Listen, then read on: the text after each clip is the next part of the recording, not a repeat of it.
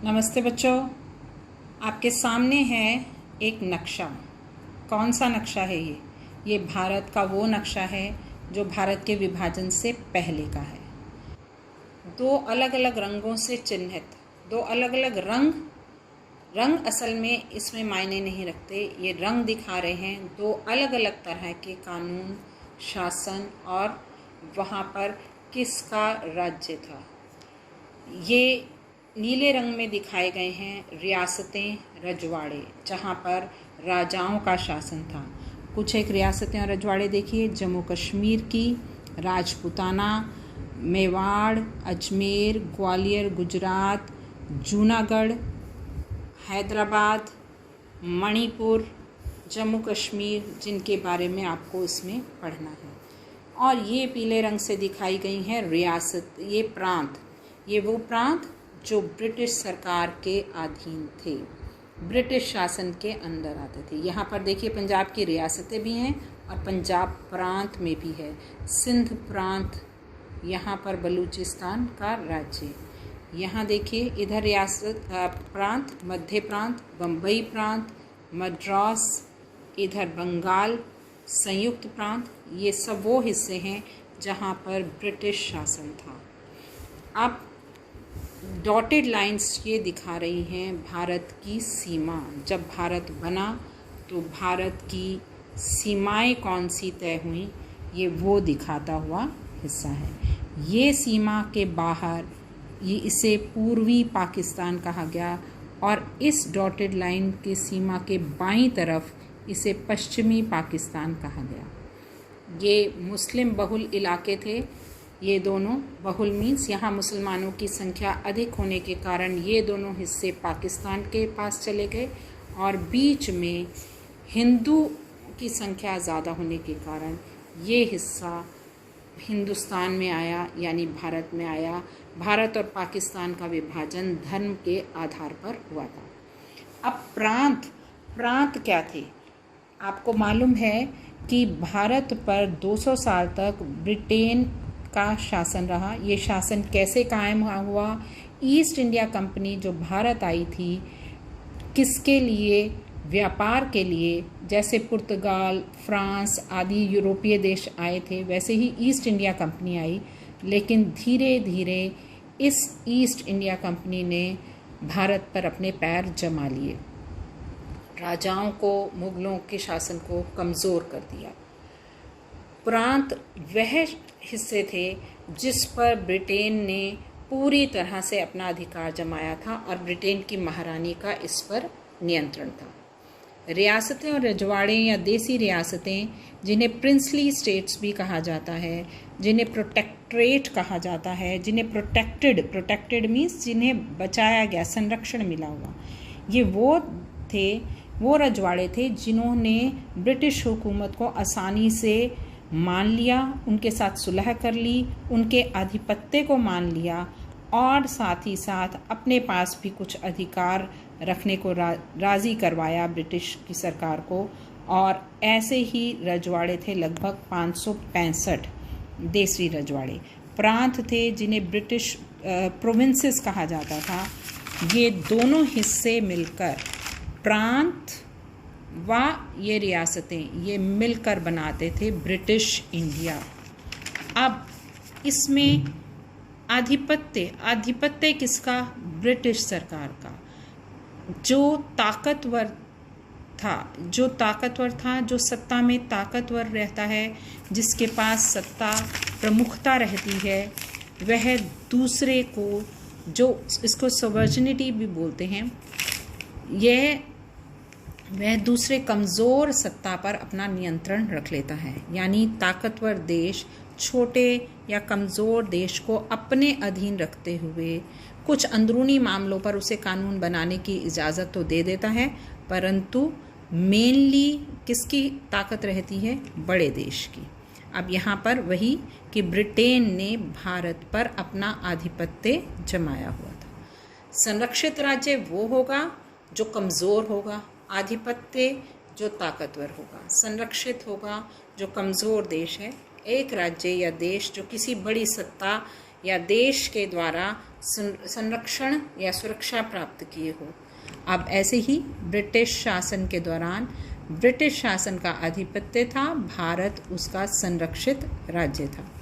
अब इस दोनों ही इसमें संरक्षित और आधिपत्य जिनका जमा है वो किसी एक सिद्धांत कानूनों से बंधे हुए थे, और इन कानूनों के साथ क्या क्या सिद्धांत चल रहा था? सर्वोपरिता का सिद्धांत। इसे डॉक्ट्रिन ऑफ पैरामाउंसी कहा जाता है।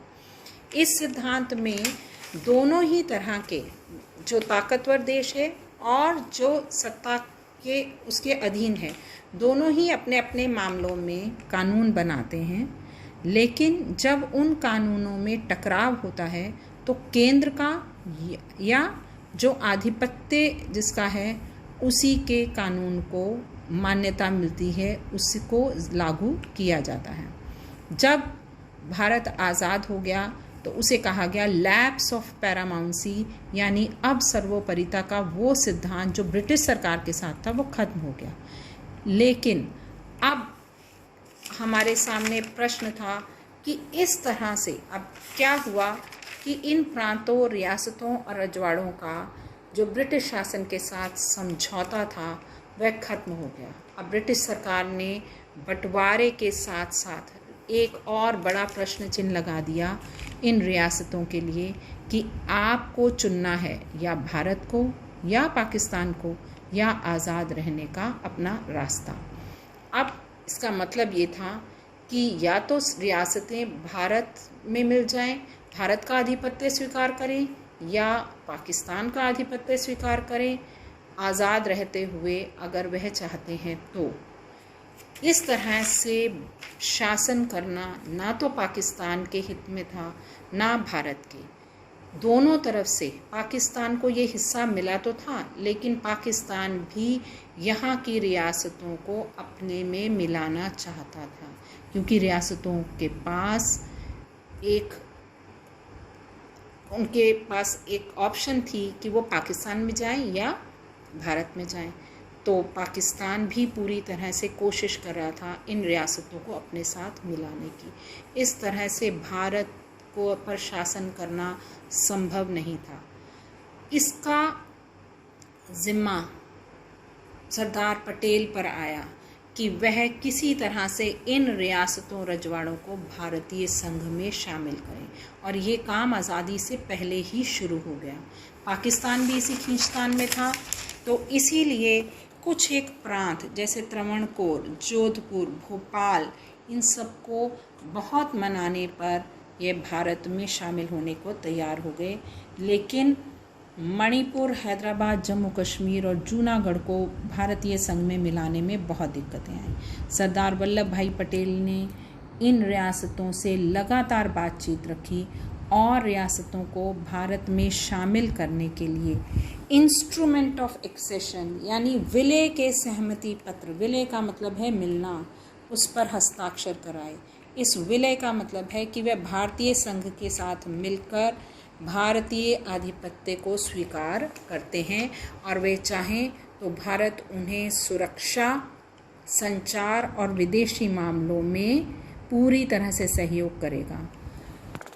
वल्लभ भाई पटेल को यथार्थवादी कहा गया। यथार्थवादी यानी जो सच्चाई को मानते थे। इन रजवाड़ों, रियासतों ने भारत की आज़ादी के लिए पूरी तरह से स्वतंत्रता आंदोलन में हिस्सा लिया था, इसलिए वल्लभ भाई पटेल जानते थे कि इन रियासतों को कुछ स्वायत्तता देनी ज़रूरी है। इसीलिए स्वायत्तता मीन्स कुछ अधिकार। इसीलिए उन्होंने भारतीय सरकार से कहा कि आप लचीला रुख अपनाएं, नरम दिली वाला नरम रुख अपनाएं, यानी जहाँ पर अधिकार देने की ज़रूरत है वहाँ अधिकार इन्हें दिए जाएं। वल्लभ भाई पटेल ने इतना भारत की एकता को बनाए रखने के लिए जो योगदान दिया, इसके लिए उन्हें कई सारे नामों से जाना जाता है। सरदार वल्लभ भाई पटेल, सरदार का नाम उन्हें 1971 में 1928 में जब उन्होंने सविनय अवज्ञा आंदोलन का नेतृत्व किया, तब उन्हें सरदार का नाम दिया गया। उन्हें लौह पुरुष भी कहा गया। और उन्हें एनसीआर के नाम से भी जाना जाता है, नेशनलिस्ट, कैटलिस्ट, रियलिस्ट। नेशनलिस्ट राष्ट्रवादी, उत्प्रेरक, यथार्थवादी। राष्ट्रवादी का मतलब है जो राष्ट्र के लिए काम करने वाला, राष्ट्र की एकता के लिए, राष्ट्र की भलाई के लिए काम करने वाला। कैटलिस्ट काम में तेजी लाने वाला, यानी कोई एक काम हो रहा है उसको तेजी से निपटाने वाला कैटलिस्ट होता है, साइंस में आपने पढ़ा होगा। यथार्थवादी जो सच्चाई को पहचानने वाला, जो हालातों को समझा और हालातों को समझकर जिस तरह से भी जिस रियासत को जो अधिकार चाहिए थे उन्हें देते हुए उन्हें भारतीय संघ में मिलाया।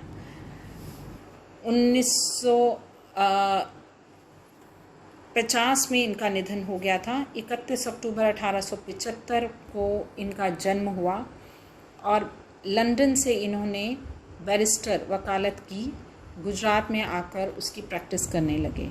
लेकिन भारतीय गांधी जी से प्रभावित थे, इसलिए स्वतंत्रता आंदोलन में बड़ी भूमिका निभाई। गांधी जी द्वारा चलाए गए कई आंदोलनों का इन्होंने नेतृत्व किया, इसीलिए इन्हें सरदार और लौह पुरुष के नाम से जाना गया। इनके सम्मान में 1991 में इन्हें भारत रत्न दिया गया। अहमदाबाद के हवाई अड्डे का नाम भी सरदार वल्लभ भाई पटेल के नाम से ही रखा गया।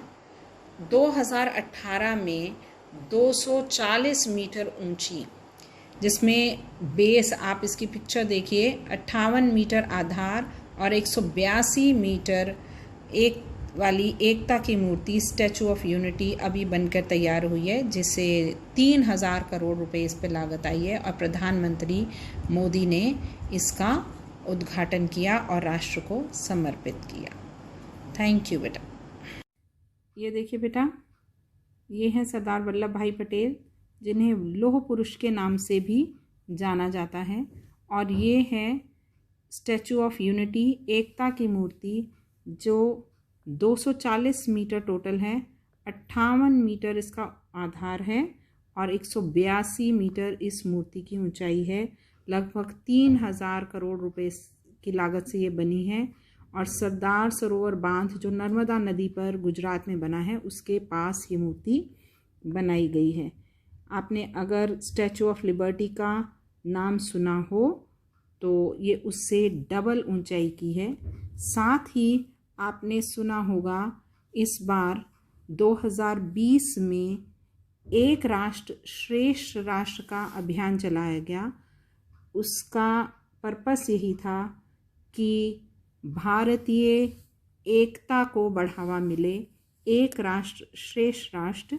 यहाँ पर भारत के डिफरेंट 1.5 लाख गांवों से मिट्टी लाकर ये दीवार बनाई गई है। इसका नाम रखा गया है वॉल ऑफ यूनिटी।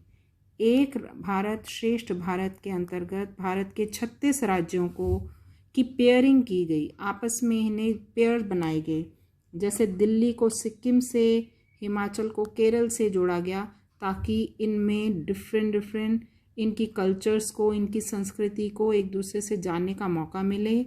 स्कूलों से भी इस कार्यक्रम को करने पर, इस पे डिफरेंट कार्यक्रमों को करने के लिए कहा गया। ये काम 2020 की शुरुआत में हुआ। अब कोरोना के चलते ये काम अभी रुका हुआ है।